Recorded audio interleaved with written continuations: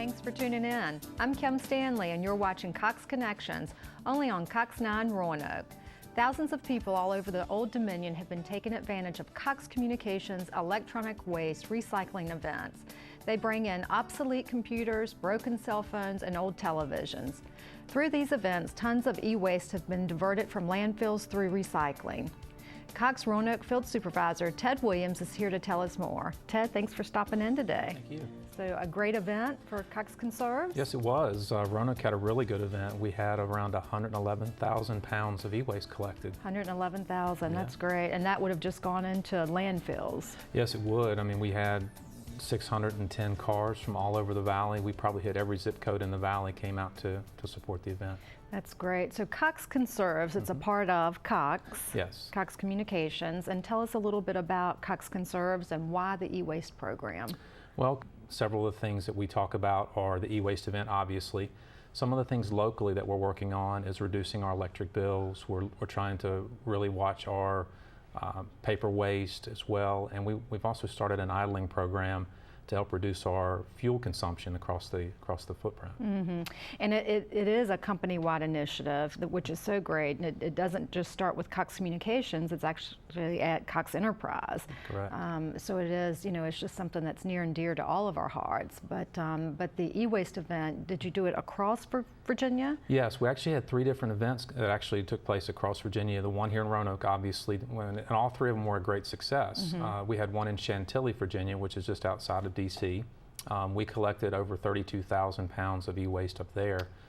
We also had one in Hampton, Virginia, where we collected between 55 and 60,000 pounds of e-waste there as well. So across the entire state, we collected over 100 tons of electronic waste this year. That's great, and that is each of our markets across Virginia. Yes. That we serve customers as well. Why did the Cox Conserves pick e-waste?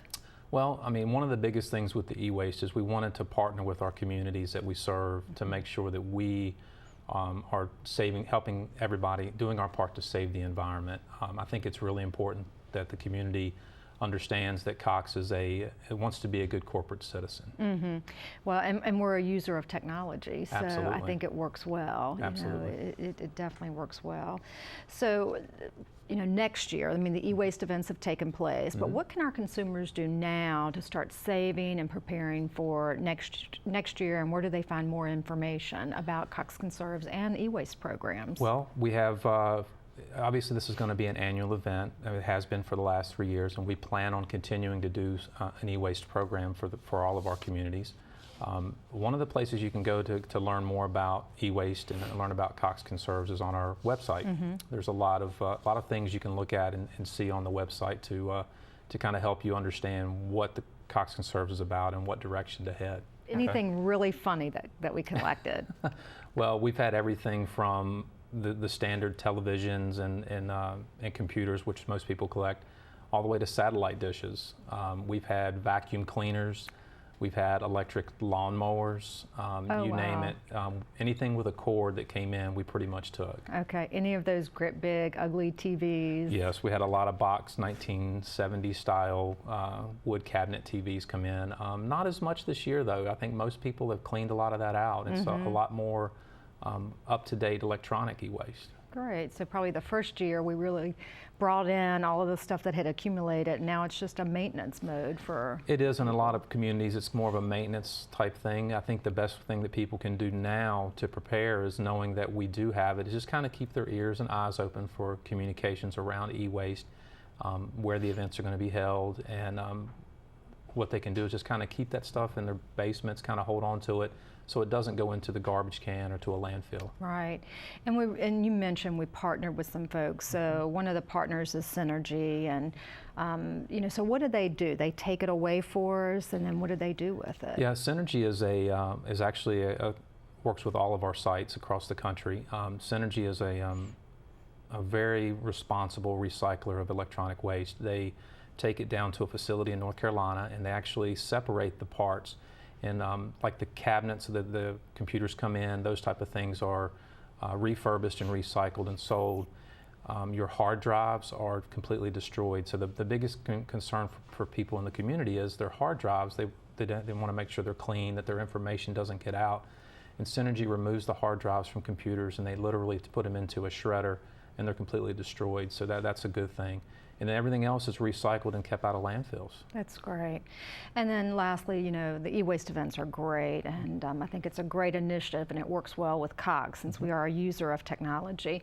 But the other thing you mentioned as part of Cox Conserves was the idling program, and I think with gas prices going up the way they're going, you know, speak real quickly about the idling program. Sure. We particularly here in Roanoke, we watch it, but I think it's watched in all parts of our footprint. We take a GPS unit as in every one of our vehicles, and we're able to look at that GPS unit and monitor how long a technician is sitting still at a location just with the vehicle running. And by monitoring that and working with the technician, we can reduce the time that he's sitting still idling the truck, which equates to a huge savings in our overall footprint. That's great. So, and that's something that everyone can do. You know, you sit there, it's a hot day, you've got the air conditioning running, Absolutely. Maybe you're waiting to pick up your child from a sporting event, and you keep the air going, keep your car going. I mean, that's idling, and that's using gas and putting carbon monoxide out into the... Yeah, so part of what we can do is, all of us can do, is roll the windows down on a hot day and turn the vehicle off. And in the wintertime, do the best you can about not leaving your heat running and leaving the car idling while you're waiting. That's great. Well, a lot of great things going on with Cox Conserves, and you know, we also had some other great partners, you know, that helped with the e-waste event, and it just sounds like it was a tremendous success. And glad to hear that we're continuing those initiatives, and Cox Conserves continues. Great. There is one thing I was going to add too. Part of Cox Conserves that we haven't talked about is we've launched a Cox Heroes program. And that's a little bit in depth, but I think the way to describe that is we're looking at people within our communities that actually support greener initiatives and what they're doing to make a difference within the community, and we want to support those people. So we've developed a special program around Cox Heroes. That's great. And so that's going out and recognizing other people or organizations that are making an impact on our environment. Absolutely. That's great. Good to know. Well, thank you for stopping in. It's good to see you as always. You as well. All right. Before you go, I want to personally thank you for choosing Cox Communications for your entertainment, information, and communication needs. We know you could have chosen another provider, but because you chose us, we promise to provide you with quality products backed up by a talented local team of professionals. I'm Kim Stanley, and I'll see you next time on Cox Connections.